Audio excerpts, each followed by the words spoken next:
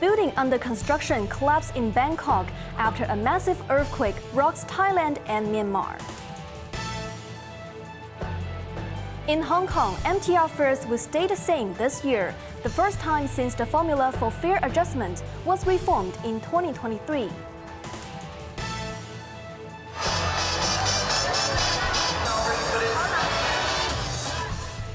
And Hong Kong Rugby Sevens kicks off afresh at Kai Tak Sports Park.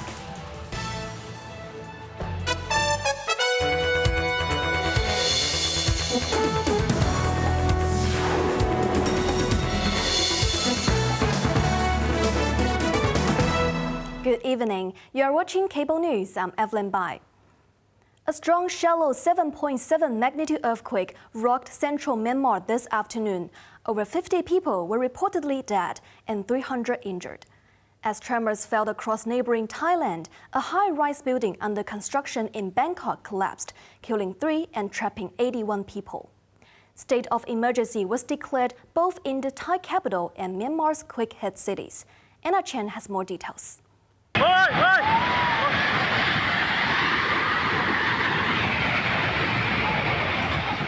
After the jolt, a 30-story building under construction in Bangkok with a crane on top collapsed into a cloud of dust in seconds.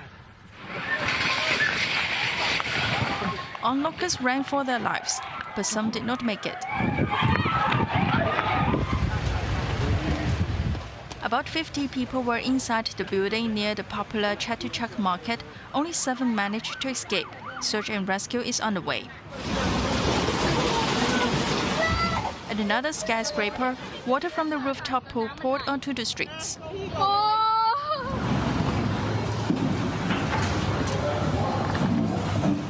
Widespread destructions were reported to high-rise buildings across the capital.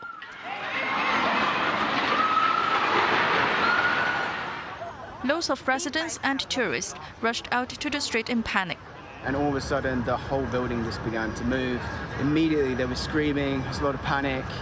I got outside and then looked up at the building, that one there, and this whole building was just moving, dust and debris. It was pretty intense.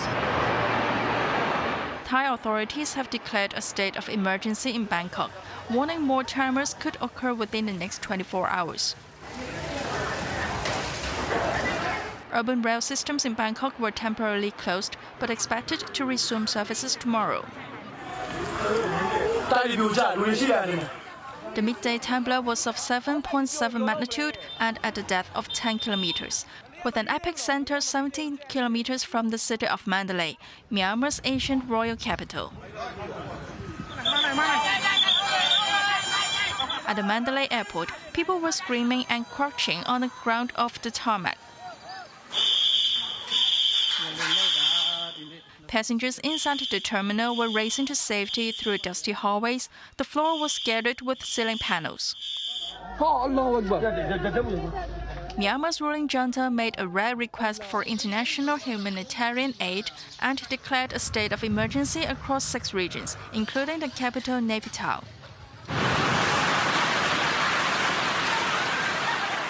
Tremors were felt as far away as Thailand's northern city of Chiang Mai, Laos, Vietnam, as well as China's Yunnan and Guangxi provinces. Anna Chen, Cable News.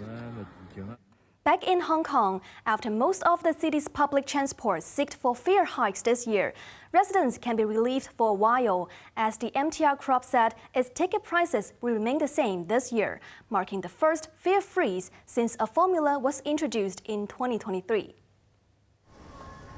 The fare freeze took into account the inflation rate, MTR Crop's profitability, and the wage index for transport industry workers.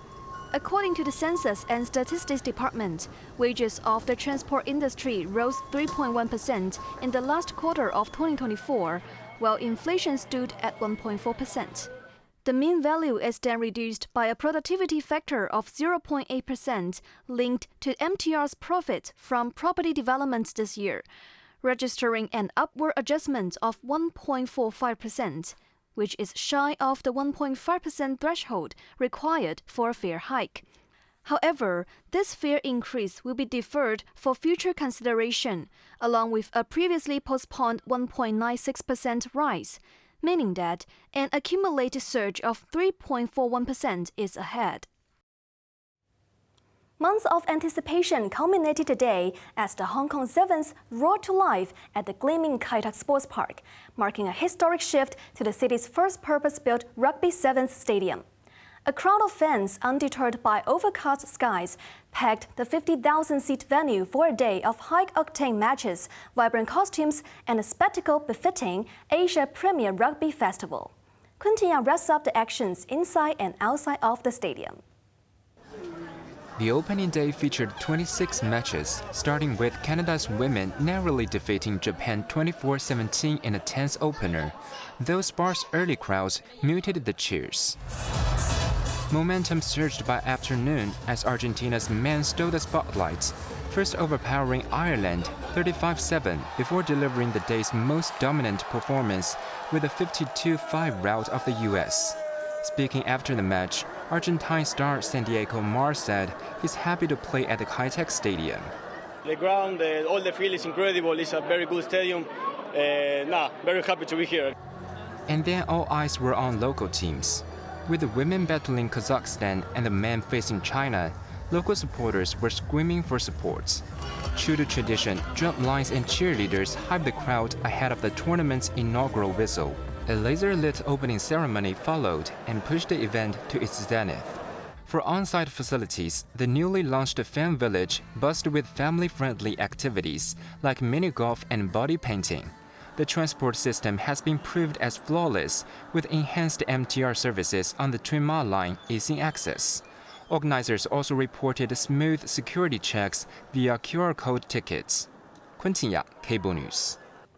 The city's first light public housing project at Yau Pok Road in Yuen Long welcomed its first batch of residents today, marking a leap in the city's effort to alleviate housing shortages for low-income families. Quentin Yang reports.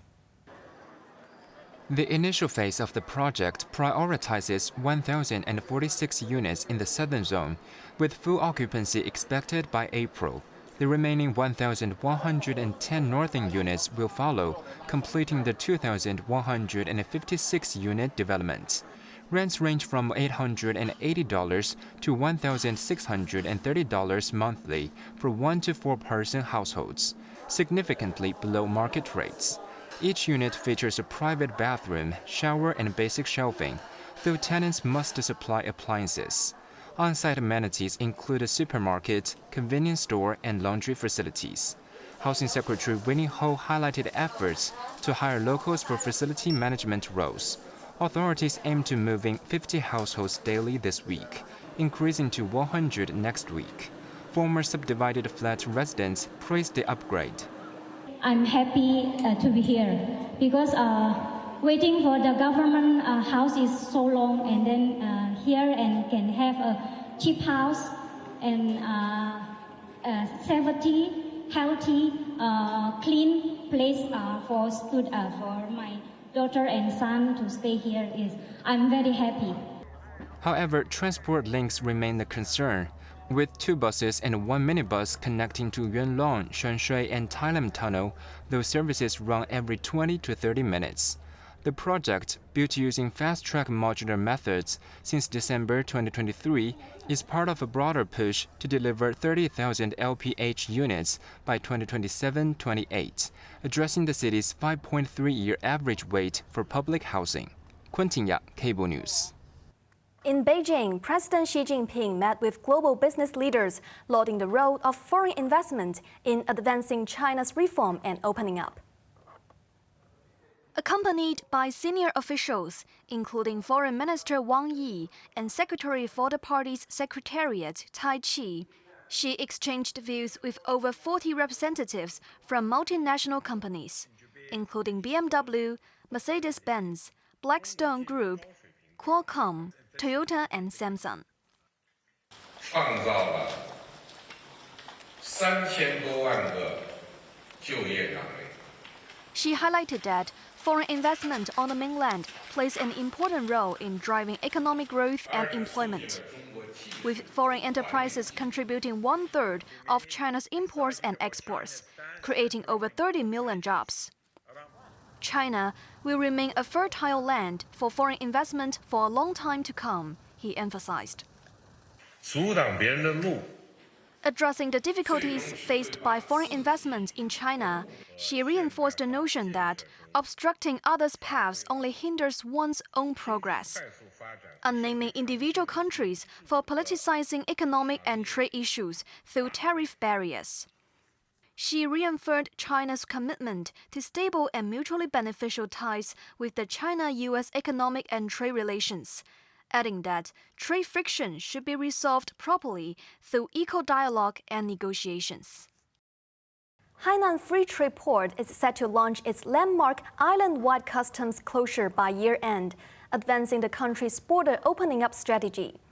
The policy, which establishes Hainan as a tariff-free zone for goods entering from abroad, has drawn keen attention from Hong Kong business and legal communities, who view the development as complementary rather than competitive. Quentin Yang tells us more. Under the free flow from the first line and efficient control at the second line framework, Hainan will allow duty-free imports for foreign goods while maintaining customs checks for products entering mainland. Early successes are evident in healthcare. The Bo Ao Le Cheng International Medical Tourism Pilot Zone, AFTP flagship, has attracted over 30 hospitals and medical institutions since 2013. These facilities offer access to cutting-edge drugs and devices not yet available elsewhere in China, with tariff exemptions saving hospitals and patients over 3 million yuan by 2024. Last year, the zone saw a 37% surge in medical tourists, exceeding 410,000 visits, with over 50,000 patients accessing experimental treatments. While Hainan's FTP aims to emulate Hong Kong's Freeport model, business leaders stress that the two regions serve distinct roles. Hainan is just the beginning, while Hong Kong has decades of experience as one of the world's freest economies, said Jonathan Choi, chairman of the Chinese General Chamber of Commerce of Hong Kong. The island's lower operational costs and tariff exemptions could attract SMEs and niche sectors, while Hong Kong retains its edge in high-value services, Choi said. Instead of rivalry, collaboration remains the theme. Hong Kong's legal expertise in common law system will help bolster Hainan's institutional framework, Choi added. Quentin Yang, Cable News. Australia will head to the polls for a federal election on May 3rd in what is predicted to be a tight race. Prime Minister Anthony Albanese announced the election date from Parliament House today, as his centre-left Labour Party seeks a second three-year term. The campaign is expected to be dominated by cost-of-living issues after 12 interest rate hikes since the last election. Albanese reiterated his pledge to address the cost of living and argued that electing his rival Peter Dutton's Conservative coalition will be a step backwards for the country. Dutton later launched his campaign by promising better economic management. Australians have not ousted a government from Canberra after only a single term since 1931. But Australian governments almost always lose ground in their second election, and Labour only holds 77 of the 151 seats in the House of Representatives, where governments need a majority. One likely outcome is a minority government supported by independent or minor party legislatures.